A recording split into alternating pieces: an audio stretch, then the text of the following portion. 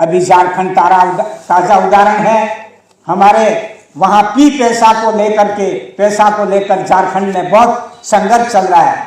अरे भाई, संघर्ष सिर्फ आप आपस में नहीं चलना चाहिए और राज्य सरकार अलग से अपना बात कह रही है। मैं इस मौके पर कहना चाहूंगा कि वो इस मुद्दे को, जो भारत के राष्ट्रपति ने 1996 में जो कानून पास किया, उसमें डेफिनेशन में कहा है ग्रुप ऑफ हैमलेट, एक फलिया, घोघरा फला, जैसे मैं हूं, हमारे 530-300, इसकी जो ग्राम सभा होगी, रेत, गिट्टी, पत्थर, लोहा बिना हमारी इजाजत से नहीं जाएगा। ये राष्ट्रपति का कानून बन रहा है, लेकिन राज्य सरकारें अपना डेफिनेशन बदल के कहीं राजस्व गांव तो कहीं क्या करके बीडीओ और सरकार को लाद रहे हैं और आज भी संघर्ष कर रहे हैं। माइंस एरिया में संघर्ष करने वाले आदमी को क्या क्या राज्य सरकारें कह रहे हैं वो आप सब जानते हैं। 15% जो आदिवासी है उनकी आवाज क्या चल रही है, आवाज चलने के बाद क्या हुआ। सबसे पहले तो भारत के आदिवासियों का दूर दराज से लेकर देश स्तर पर जो आवाजें उठी, उससे संयुक्त राष्ट्र संघ में 94 जेनेवा में, जहां पर झारखंड से डॉक्टर रामदयाल मुंडा और मैं खुद था, और देश की आवाज के रूप में विश्व आदिवासी दिवस की पहली बार भारत में वहां घोषणा हुई और पूरा देश अभी उल गुलान की दिशा में है, जागृत हुआ है।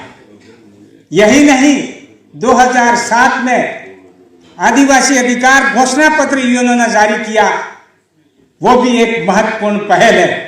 लेकिन इसके बावजूद भी भारत सरकार में यूएनओ में साइन करने के बावजूद भी जो 1 से 46 तक जो अनुच्छेद में आदिवासी अधिकार घोषणा पत्र जारी किया, उसको संसद में आज तक रेटिफाइड नहीं किया गया।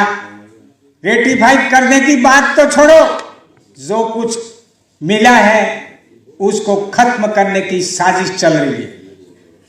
यहां पर मैं आदिवासियों के ऐतिहासिक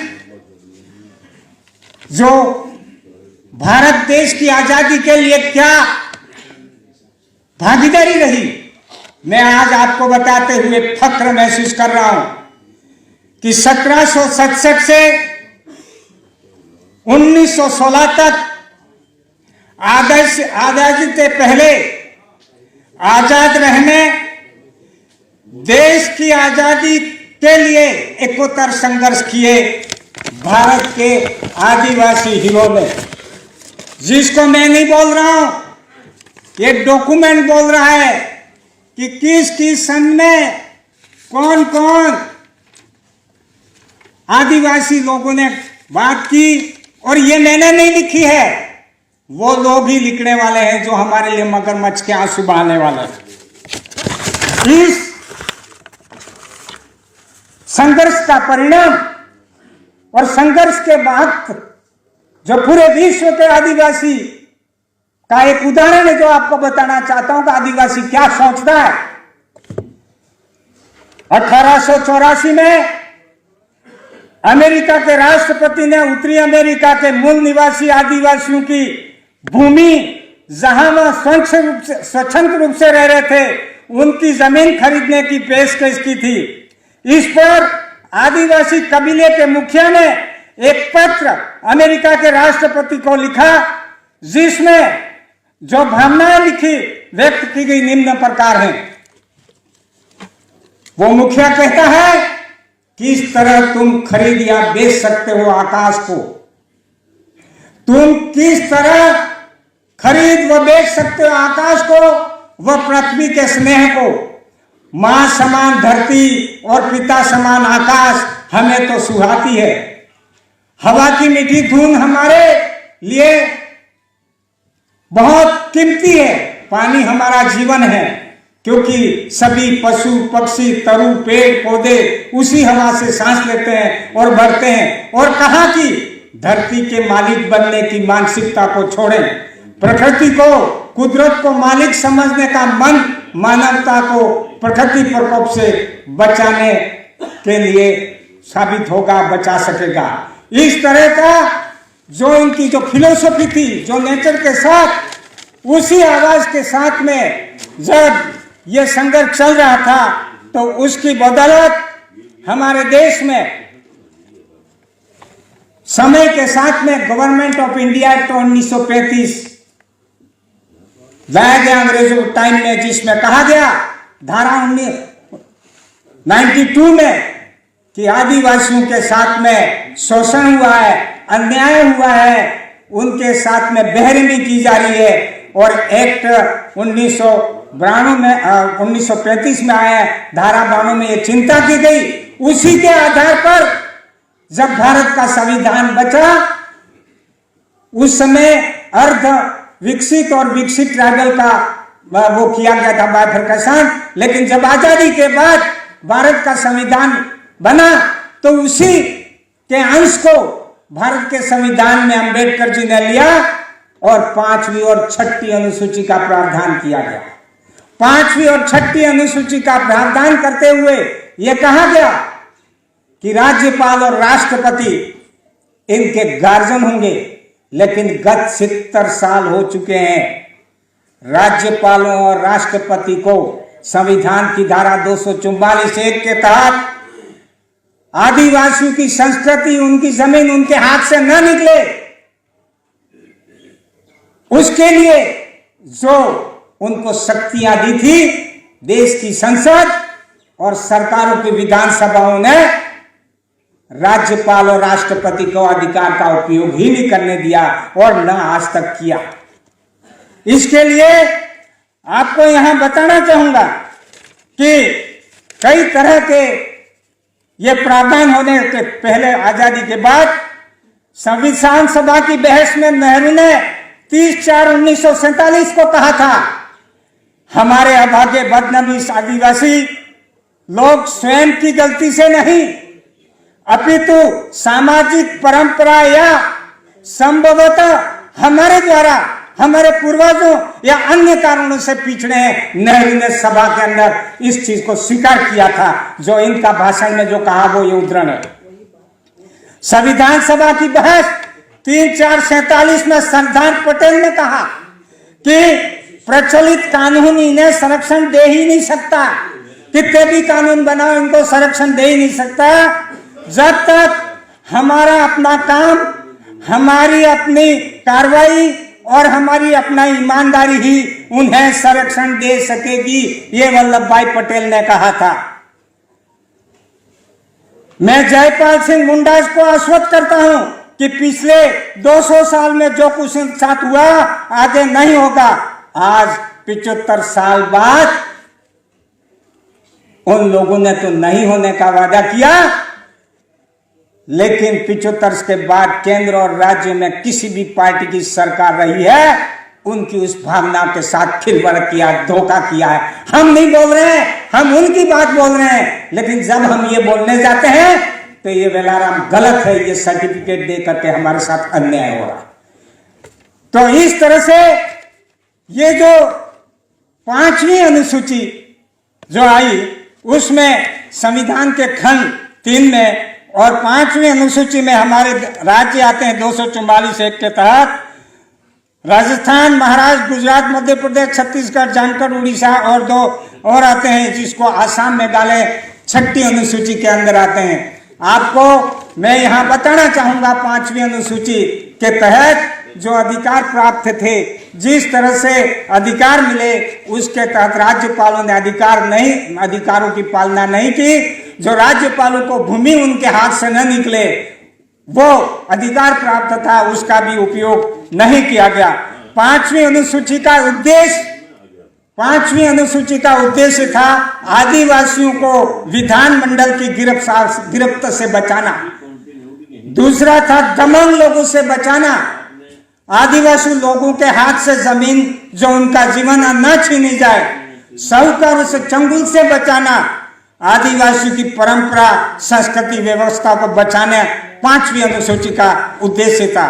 और यह भी कहा था कि संक्षिप्त प्रक्रिया के माध्यम से दूसरों के द्वारा बिना बाधा के उन्हें उत्पन्न अधिकारों के प्रयोग हेतु आदिवासियों के हितों की सुरक्षा करना, बढ़ावा देना, शैक्षणिक, आर्थिक, राजनीतिक, सामाजिक स्तर स्वावलंबी बनाना है, ये कहा था।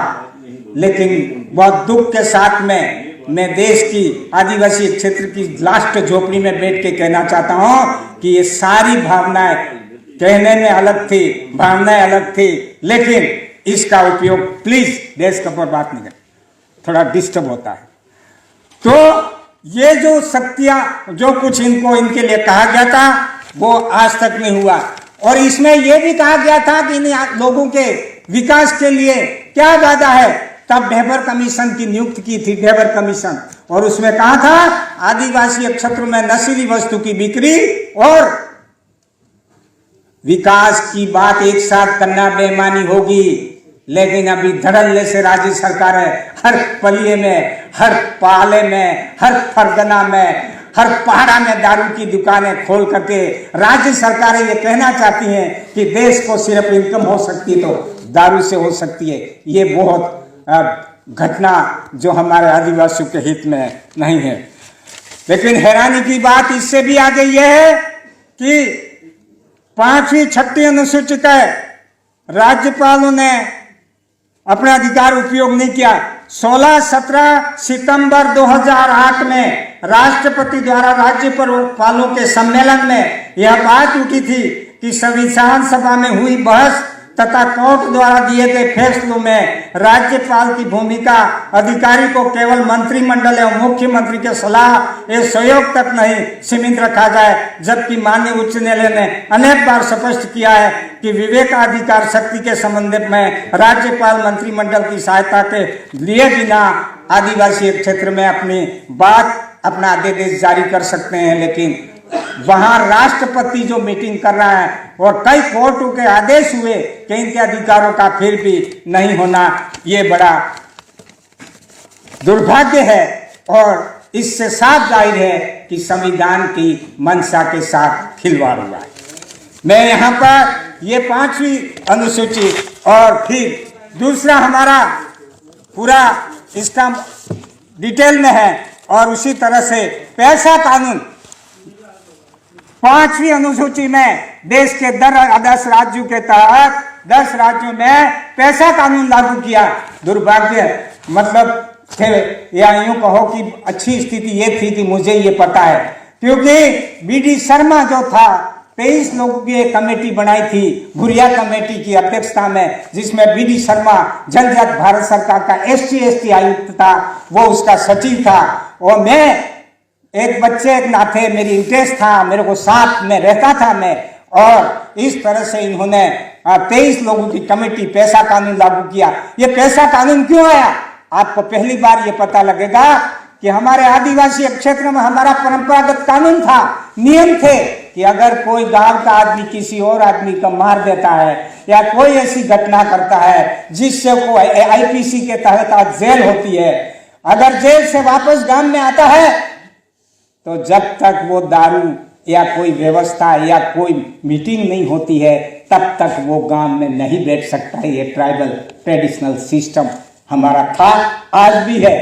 इसीलिए उस समय यह सोचा गया कि ट्राइबल की ट्रेडिशनल सिस्टम अलग है और इस सिस्टम को बनाए रखना चाहिए। उसी के लिए पैसा कानून आया, और पैसा कानून जिस समय पास हुआ, इत्तेफाक से डॉक्टर मुंडा हम जिस समय संगमाजी लोकसभा स्पीकर थे, उनके पहले 8-10 MP थे, उनके साथ भी मैं था, बात हुई और पैसा कानून पास हुआ। पैसा कानून पास हुआ। आज मैं आपको ये बताना चाहता हूं कि हमारे क्षेत्र में, भारत देश के अंदर, हमारे MLA MP तो छोड़ो, कलेक्टर छोड़ो, जितने भी आदिवासियों के लिए हिमायती बनने, आज तक देश में किसी को भी पैसा कानून की जानकारी नहीं ली, और इन सरकारों ने नहीं बनने दिया। क्योंकि एक बार BD शर्मा ने मध्य प्रदेश में कलेक्टरों की मीटिंग ली उस मीटिंग में जब बीडी शर्मा साहब ने पैसा कानून की ग्राम सभा की ताकत बताई तो एक कलेक्टर ने बोला, अगर ये पैसा कानून की ग्राम सभा अगर ताकतवर हो गई तो सर हमारा काम क्या रहेगा, हमारा काम क्या रहेगा। और सही में पैसा कानून जो गांव सभा है, उस गांव सभा की पैसा कानून की गांव सभा और सही में राज्य सरकारें और केंद्र सरकारें सही अमल में लाती हैं तो कलेक्टर भी उनके आगे कुछ नहीं है। कोर्ट कचहरियां खाली रहेगी, थाने खाली रहेंगे, सारा का सारा फैसला ये करेंगे। ये हमारा पैसा कानून कह रहा है। और इतनी बड़ी ताकत के होने के बावजूद भी आज हमारे इस तरफ अनदेखी की जा रही है और पूरे देश में इसका आंदोलन चल रहा है। अभी झारखंड ताजा उदाहरण है, हमारे वहां पैसा को लेकर झारखंड में बहुत संघर्ष चल रहा है। अरे भाई, संघर्ष सिर्फ आप आपस में नहीं चलना चाहिए और राज्य सरकार अलग से अपना बात कह रही है। मैं इस मौके पर कहना चाहूंगा कि वो इस मुद्दे को जो भारत के राष्ट्रपति ने 1996 में जो कानून पास किया उसमें डेफिनेशन में कहा है ग्रुप ऑफ हेमलेट, एक फलिया घोघरा फला जैसे मैं हूं, हमारे 530-300 इसकी जो ग्राम सभा होगी, रेत गिट्टी पत्थर लोहा बिना हमारी इजाजत से नहीं जाएगा। ये राष्ट्रपति का कानून बन रहा है, लेकिन राज्य सरकारें अपना डेफिनेशन बदल के कहीं राजस्व गांव तो कहीं क्या करके बीडीओ और सरकार को लाद रहे हैं और आज भी संघर्ष कर रहे हैं। माइंस एरिया में संघर्ष करने वाले आदमी को क्या क्या राज्य सरकारें कह रहे हैं वो आप सब जानते हैं। आज मैं इस मौके पर यह सुनने के बाद ये कहना चाहूंगा कि आज हम एक दूसरे को सुनने समझने के लिए एक मंच पर हैं। संवैधानिक मंशा को समझने समझाने की कोशिश करेंगे कि संविधान में एसटी एससी ओबीसी माइनॉरिटी और अन्य के बारे में समय समय पर क्या क्या निर्णय लिए, क्या क्या किया गया, जबकि उसमें हमारी भागीदारी शून्य थी। चिंता इन लोगों ने की थी किसके लिए, सिर्फ और सिर्फ वोट के लिए, और आज तक वो योजनाएं जमीन पर नहीं उतरी हैं। हमने जब बोलना प्रारंभ किया तो बोलेंगे कि तुम बोलते क्यों हो। आज हम बैठ रहे हैं बोलते क्यों हो, लेकिन पहले आदिवासी अकेले बोल रहे थे, एससी के अकेले बोल रहे थे, लेकिन आज ये दिल्ली के अंदर पहला ऐतिहासिक कार्यक्रम है। हम सब एक साथ बोलेंगे, हर एक की प्रॉब्लम के लिए इतिहास बनने जा रहा है। यहां पर इसके साथ ही मैं ये कहना चाहूंगा, छठी अनुसूची में आसाम, मेघालय, मिजोरम, त्रिपुरा आते हैं और इस राज्य के अंदर district autonomous council, village autonomous council, taluka, इस तरह से ऑटोनॉमस काउंसिल है। वहां इनकी अपनी लोगों के द्वारा इस काउंसिल में भागीदारी होती है।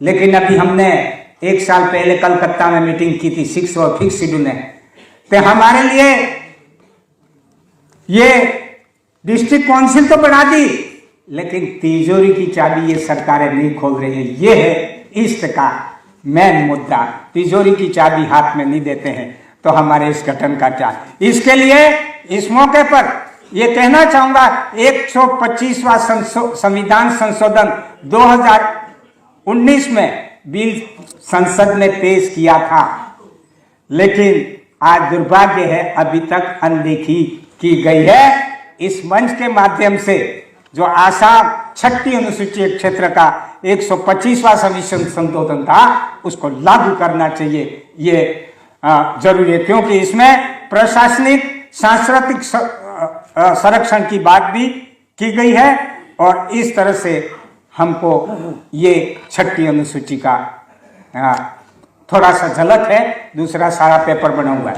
फिर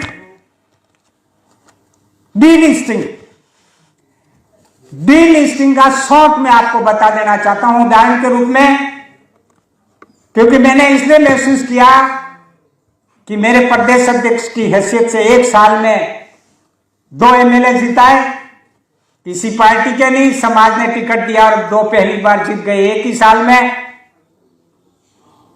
और आज हमारी विचारधारा के 4 एमएलए और 1 एमपी दिल्ली के अंदर बैठा है। वहां पर हमारे आदिवासियों को सबके दूसरी जातियों के विरुद्ध में कुल्हाड़े का हत्ता बनाने का कुछ चालाक लोमड़ियां कौवे कर रहे थे। हम खड़े हुए, हमने हत्ता निकाल दिया, कुल्हाड़े कुछ नहीं कर सके और वहां बड़ी पार्टी को हमने साफ कर दिया और हमारे ट्राइबल एरिया में इतिहास बना दिया। ये उदाहरण है और उस दिशा में ये चीज आपको बताना चाह रहा हूं। तो दूसरी तरफ मैं यहां पर यह भी कहना चाह रहा हूं कि आज ये हमारे ये कभी नहीं हो सकता, ये कभी नहीं हो सकता कि खाना कोई व्यक्ति खाए और दूसरे का पेट भर जाए। वेलाराम भर पेट के खाना खा ले, क्या माने जी का पेट भरेगा? हाँ, खाना बनाने परोसने में सबकी भागीदारी हो सकती है, पर खाना तो व्यक्ति स्वयं खाएगा तभी भूख दूर होगी।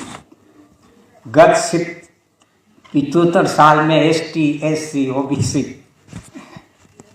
वालों के लिए खाना बनाने वालों ने तो खूब जम के खाया और हमने कभी खुद पेट भरेगा मेरे प्रयास में खुद नहीं करूंगा तब तक ऐसा नहीं किया है। तो निश्चित ही हम उस दिशा में एक महत्वपूर्ण कदम उठा रहे। तो ये सारी परिस्थितियों को समेटते हुए तीनों बातें मैंने अपनी रखी, शॉर्ट में रखी, लंबी चौड़ी है, लेकिन इसको मैंने रखने की कोशिश की है। और इस मौके पर मैं कहूंगा आपको कि डूबते हुए सूरज ने कहा, मेरे डूबने के बाद इस संसार को उजाला कौन देगा? तब आप जैसे टिमटिमाते दीपक ने कहा, मैं कोशिश करूंगा। मुझे लगता है इस हॉल में बैठे हुए सभी देश से आए हुए दीपक अपनी कोशिश करेंगे और इस दीपक से कई दीपक पूरे देश के अंदर लगाएंगे, जलाएंगे, रोशन करेंगे, आबाद करेंगे। और इसको आबाद करने के लिए मेरी शर्त भी एक है। मैं एक बात कह रहा हूं कि आप अपनी जगह सब बड़े हैं, अच्छे हैं, जो कुछ भी हैं सब अच्छे हैं, लेकिन जिस मिशन के लिए हम आज मिले हैं, हमको संविधान को ही अपना धर्म मान लेना पड़ेगा। संविधान ही हमारा धर्म है और संविधान में धर्म मतलब धारण करना होता है। और संविधान ने एसटी, एससी, ओबीसी की चिंता की गई, आयोग बनाए, कमीशन बनाए, हमारी चिंतित, उसको प्राप्त करने के लिए हमको संघर्ष नियमित करना चाहिए। इन्हीं शुभकामनाओं के साथ आप सबको बहुत बहुत धन्यवाद और हम इसी तरह से आगे मिलते रहेंगे। बहुत बहुत धन्यवाद।